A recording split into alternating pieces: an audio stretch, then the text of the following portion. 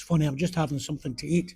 I wanted to talk about a subject that I had talked about before, tipping and the tipping culture here in China and in Asia compared to the tipping culture in the West and more so in America.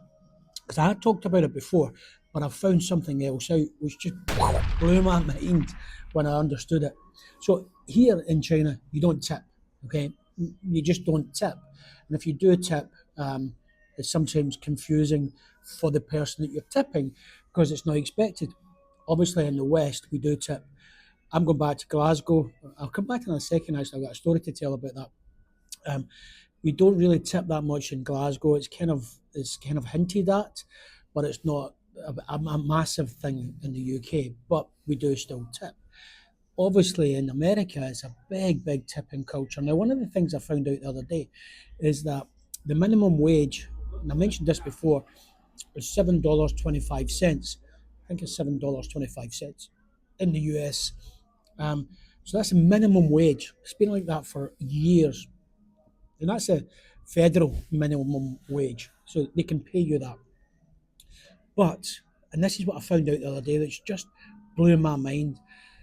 If you earn $30 in tips per month, then they can actually pay you less than that $7.25.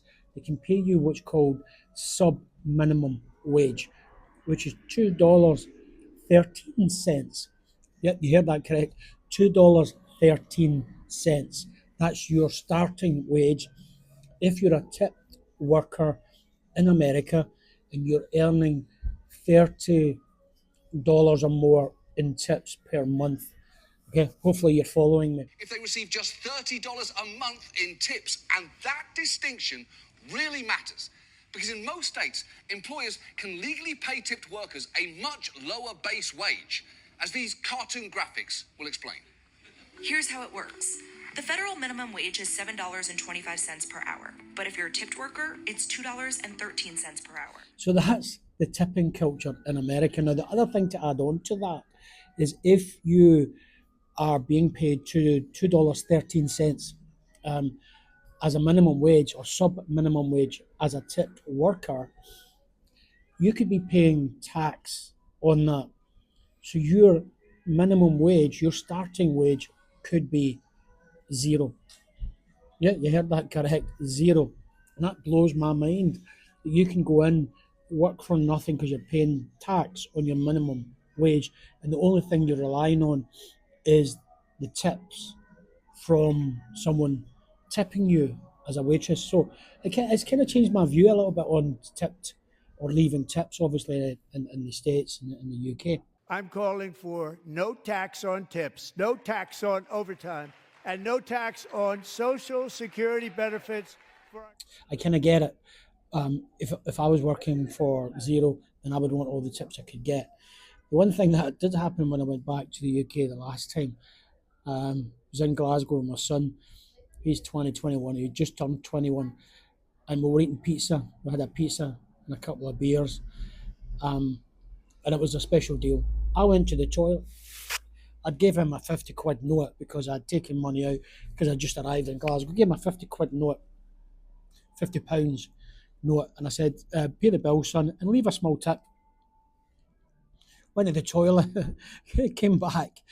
There was no money left. And I said, where's the change? He says, I just gave him the 50 quid. I was like, really? My son said, yeah, because you told leave a tip.